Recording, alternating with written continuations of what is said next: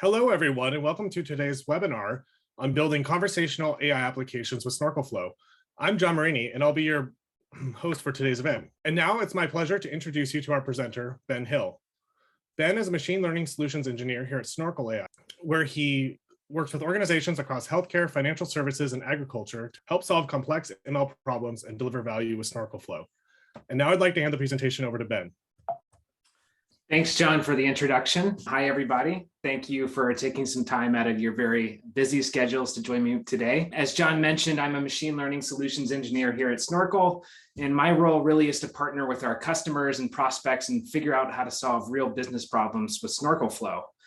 And as John also mentioned, prior to joining Snorkel, I had worked across a variety of different engineering and from machine learning and software engineering roles throughout a variety of different verticals, and was really excited about the technology that Snorkel was building, was introduced to the tech through the Snorkel open source project, and really saw the promise and impact that it could make for machine learning teams, as I myself had really struggled sometimes getting up and off the ground running with new machine learning projects, as well as models that we had deployed in production. So I'm really excited to talk to you guys today about conversational AI applications. And yeah, thanks for joining me. So just going to cover the agenda a little bit at a high level before we get started. And really the things that we're going to talk about today is we're going to take a moment to talk a little bit at a high level about what are some of the opportunities and challenges in conversational AI, and then talk about some of the principles of data-centric AI development that Snorkel advocates, and really this new approach to AI development. Next, we'll see how we can apply these kind of concepts and primitives to how, and how that enables us as machine learning teams and machine learning practitioners to build accurate and adaptable conversational AI applications. And I'd like to really ground some of the conversation that we have in some real world outcomes as depicted by one of the customers of Snorkel that really realized some of these true business outcomes through building conversational AI with Snorkel Flow. So data scientists and machine learning engineers live in a world today where we've been able to benefit largely from decades of research, both in private industry and academia. And for most practical purposes, the models and infrastructure which we use have largely been commoditized. This leads to scenarios where we as practitioners are generally doing research to find the model that fits best for our problem and figure out how to integrate it with our system, rather than developing new model architectures from scratch. And this is especially true in the world of conversational AI, where there's been an explosion in NLP in the last 5 to 10 years. And we have access to all these fancy new technologies like pre-trained models, transformers, contextualized word embeddings, and the like. And as you guys probably also know, as you're joining me here in a conversational AI webinar, conversational AI technology is becoming increasingly more advanced, and it's infiltrating almost every industry and quickly becoming the de facto approach for automating customer interactions. And whether this is from patient engagement in a healthcare setting to customer support in a mobile banking application. However, there are many challenges associated with developing conversational AI applications. And I've listed some of them here just to level set around them. First, there's lots of data available, but generally it's messy, it's unstructured, and it's really difficult and expensive to label. And oftentimes we see this in the form of call transcript logs or call center transcripts or logs from our production chatbots that may be stored away in a data warehouse somewhere. Second, it's difficult to achieve good accuracy with conversational AI systems. Traditional rules-based systems are relatively brittle and not adaptable, and even using machine learning approaches after we deploy these models, rapidly changing business objectives and data drift really lower our model accuracy over time. Next, iteration with these systems is incredibly slow. So updating intents and slots to reflect these changing business priorities is very time consuming, and it requires subject matter expertise to correctly map the business outcomes to practical modeling considerations. And oftentimes there's separation between the teams that are responsible for the modeling and labeling, which ultimately just results in really slow iteration cycles. And even though there are generalized solutions for conversational AI and they're relatively pervasive, it's often difficult to integrate the assets that we have as organizations that we've invested in over time into these systems, such as knowledge graphs, industry-specific ontologies, or models that our data science teams have already developed. And lastly, and from my perspective, arguably the most important, is conversational AI solutions are customer facing, and so that the accuracy and performance of these systems are of high concern. As we know, through working in technology, especially consumer-facing technology, our customers are often the harshest critics of technology, and they have really high expectations for how it performs. So really, to deliver on the key kind of value propositions around conversational AI solutions, we have to have a keen focus on how accurate our models are and what kind of user experience they deliver. So most of these challenges that teams face when they're building conversational AI applications tie back to one of the core underlying problems of AI development and how it's approached today, and this is manual labeling. First, most, if not all, ML teams struggle significantly still to develop accurate training data sets. And machine learning teams are often separated from the teams responsible for labeling the data, as I just mentioned, which results in applications that are difficult to adapt over time. This also has the result that machine applications or models that are really difficult to reliably improve, because for the cost and time that's required to get labeled data sets, they're for all intents and purposes relatively static and very hard to iterate on. And so the only way to really improve model performance is a trial and error process of throwing different model architectures at the problem. And lastly, since training data generation often involves individuals manually labeling single examples at a time, it's really difficult to capture and audit that logic that goes into labeling. It's stored in somebody's head instead of codified somewhere, which really can introduce bias into the labeling process and ultimately bias into the kind of machine learning applications that we build on top of these labels. So here at Snorkel, we've introduced a pretty radically new paradigm into the world of AI, which advocates an iterative data-centric approach to AI development. And it's really founded on this concept of programmatic labeling. Our founders, through lots of research at the Stanford AI Lab, realized that programmatic labeling unlocks a pretty entirely different new way to develop machine learning models. So first, it enables faster labeling. So by doing this programmatically, it takes orders of magnitude less time to create a high quality labeled data set.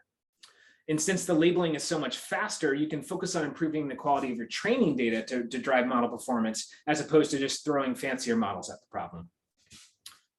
And this also has the consequence of making AI applications a lot easier to adapt when our data is drifting or when our business objectives are changing, since relabeling takes minutes, not hours, weeks, and or months. So I want to take a moment to contrast a traditional manual labeling approach to this programmatic approach.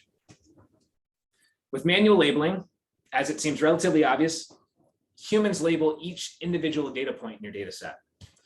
And with programmatic labeling, instead of having a human label each one of these individual data points, we can write a set of functions that we can apply to an unlabeled data set in mass. And these functions are generally written as a kind of collaboration between subject matter experts and data scientists, and they really help capture this domain expertise as code. And so it becomes a lot more auditable.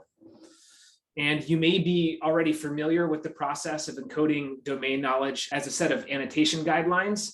The difference here is that instead of executing those annotation guidelines or instructions, and instead of those instructions being executed by humans, we're executing them with our computers, which is vastly more scalable and much more efficient.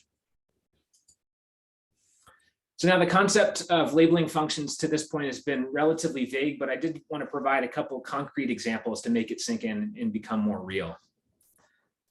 On the simpler end of things, we can think of labeling functions as a keyword or pattern match. For example, if we had a document or some blob of unstructured text and we found a certain phrase we were looking for in it, like repayment terms, we could apply a certain label to that example. In this case, we would apply debt financing. Labeling functions can also be a little bit more complex, such as drawing a bounding box around a particular set of data points. And then in the future, if a data point falls within that bounding box, we might label it as an anomaly.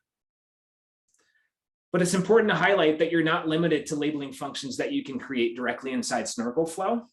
You can create custom labeling functions in a notebook using our Python SDK. And for example, if your team has an off-the-shelf model for your use case or a rules-based system that your organization has invested significant resources into, you can integrate this directly and treat its outputs as a labeling function. So with traditional manual labeling approaches, when we have if our label schema changes, for example, in the context of conversational AI, if we're adding a new intent category, we have to go and relabel each one of these examples in our data set manually. And with Snorkel Flow, you would simply update your labeling functions, reapply them to your unlabeled training data, which dramatically accelerates the relabeling process and makes these systems much more adaptable over time.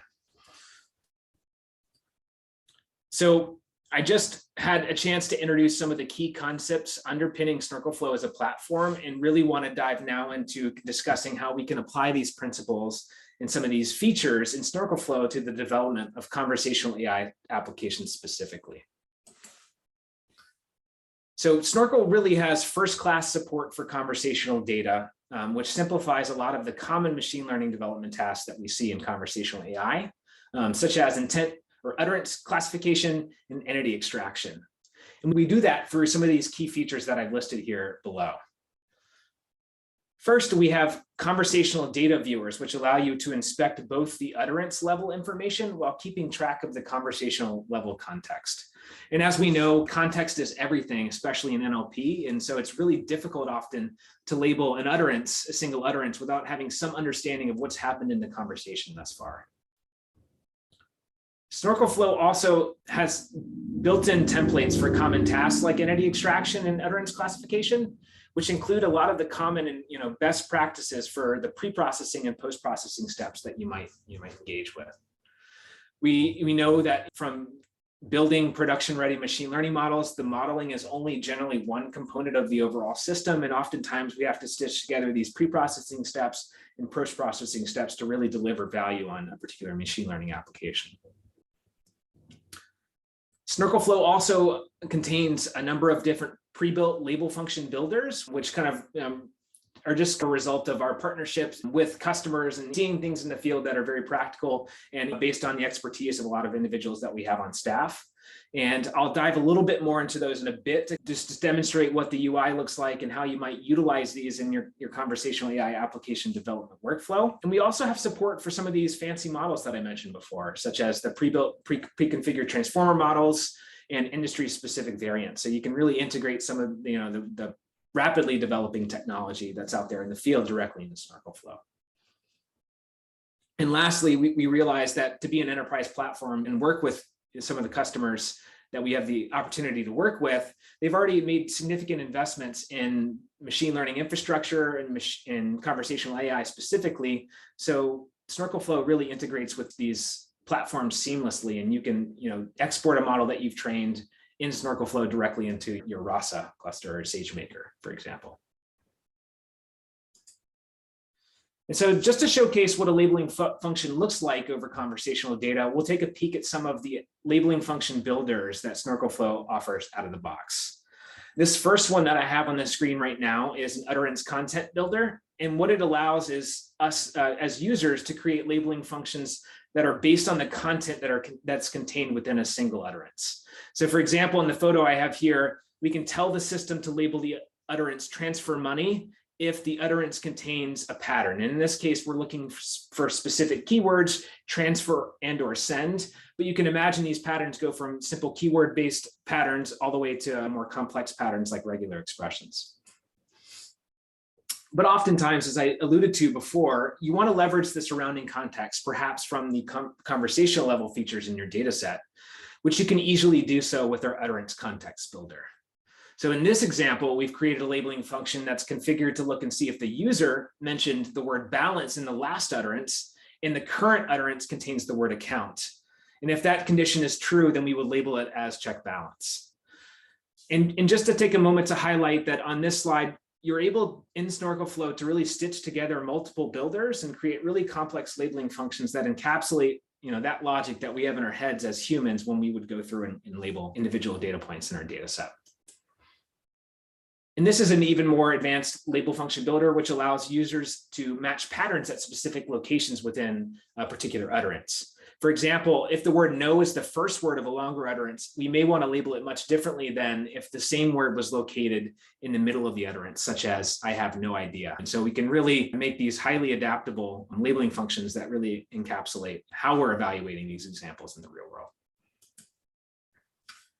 But it's important to highlight that no single labeling function will cover all of your data. They are designed merely to cover a slice of the data. And these labeling functions by design are weak signals as to what the true label of the data point should be. And the power here is that Snorkel Flow is able to combine them, learn their accuracies, and weight them appropriately, and ultimately generalize beyond any given set of labeling functions. From there, you can iterate and refine your data set and model and really drive performance of the overall system. And this is really the power of Snorkel Flow and what allows us to reliably develop accurate and adaptable machine learning models and systems, specifically in the context of conversational AI. So I've talked a little bit about now some of the concepts, some of the kind of real world primitives and how we would build these applications in Snorkel Flow, and want to talk about some of the outcomes that we see through kind of an expose from one of our customers. So I touched on some of the challenges that teams face when developing AI applications earlier in the webinar, but just want to remind you about them here. And to make this a little bit more real, here's a real example from one of our customers, which is a Fortune 500 online bank that many of you may have interfaced with in the past. And this organization had some real problems with their workflow, their development workflow, even though their data science team was relatively advanced. They had really a hard time finding a scalable way to train and retrain their conversational AI models, specifically around intent classification. And on average, it took them around 3 entire weeks to label a training data set, which was a significant bottleneck and prevented them from iterating on the data and really improving their model. And this ultimately, from a modeling perspective, led to decreased chatbot accuracy, which had real business impact. And they had customers reporting, low satisfaction with the chatbot, and ultimately resorted to using much higher cost on customer support channels, and really invalidated the whole purpose of developing a conversational AI system in the first place. So to solve these challenges, they partnered with us and decided to build high cardinality utterance classifier with Snorkel Flow. And so when I talk about high cardinality, what do I specifically, in this case, we're talking about a classification model that has many possible label classes, which is often the case when we have production-ready utterance classification models, because they capture some slice of our business logic, but after we deploy them into the wild, we may want to add new things that these systems may be able to respond to, and just capturing new parts of our business as they are deployed over time. And this makes it really challenged to maintain accuracy, because the more classes that you add to a classification model, the more difficult it is to label them or to achieve high accuracy and distinguish between incoming examples. So some of the benefits they were able to realize were drastically faster iteration cycles, which reliably led to high model scores. They ultimately had more resilient and adaptable systems, as adding these new intents and slots and relabeling took hours and no longer weeks, and increased and more efficient collaboration between teams that were working on conversational AI. And this is something that we've seen across a variety of different industries. It's that often with large enterprises, we have multiple teams that are involved in the development workflow of a conversational AI system and in general with machine learning development. And Snorkel Flow really provides a nice, rich interface that allows subject matter experts to inject their knowledge, but then more advanced users like data science to collaborate in one place. And lastly, this seamlessly integrated with their existing conversational AI platform, which is Rasa. And this is just one of many examples, but hopefully demonstrates how Snorkel Flow can enable and support teams throughout their conversational AI journeys. And that is all I had for the webinar today, but I did want to take some time to answer some questions. Great. Thanks so much, Ben, for that presentation. And as Ben mentioned, we're going to start taking questions from the audience. And as a reminder, you can submit any questions that you have using the chat pane, and we'll take those live here. And while people are submitting questions, Ben, why don't we start off with a common question that we get from folks is, do I need to be a data scientist to use the Snorkel Flow platform? That's a great question. And like you mentioned, it's one that we get a lot, but I tried to allude to it a little bit before, but Snorkel Flow really is designed to support different user personas, everything from the very technical to the non-technical. So some of the kind of less technical features and interfaces that we provide for less technical audiences are some of the annotation workspace. So we have a nice rich interface that allows users to go through and manually label examples or label small amounts of ground truth for development. And then we have a lot of these no-code label function builders, which allow subject matter experts to really encode their domain expertise without having to rely on a data scientist. Then on the other hand, for very advanced users, we have a fully integrated Python notebook environment where they can write their custom operators, custom pre-processing and post-processing steps, and really inject, custom labeling functions. So really supporting a range of technicality on the user front. Great. Thank you, Ben. And another common question that we get asked is, how do we know how good the labels generated by Snorkel are? Yeah, this is a really great question, and it's a question we often get from data science teams that we work with. And in particular, we're relying on some of the best practices in data science and statistics in general. And in particular, we generally encourage users to create small hand-labeled development set and validation sets to assist in the process of writing labeling functions so that we can evaluate the labeling functions on this some type of ground truth data. This also allows us to tune the hyperparameters of the model. And then evaluating generated labels against these small hand-labeled sets can be a good way to really assess the label quality. Great question, John. Thanks. Again, folks, feel free to put in any questions that you may have. It looks like we have a couple more coming in, Ben. Taking a look. Yeah, go ahead. I was just gonna, the question was in this specific example, are we talking about classification or a sequence to sequence? And in the kind of examples that I provided, at least on the webinar, if I'm understanding the question correctly, we're talking about utterance classification, so more a classification oriented problem. But we do support sequence models and sequence tagging and a lot of other use cases in Snorkel. Thank you so much for joining us today and for joining Ben and I for the webinar. Just as a reminder, you will receive a follow-up email later this week with a recording to view today's webinar. You can share that with any of your friends or colleagues who weren't able to attend. And additionally, we look forward to seeing you at an upcoming webinar event, which you can find on the Snorkel website. Have a great rest of your day. Thanks, everyone.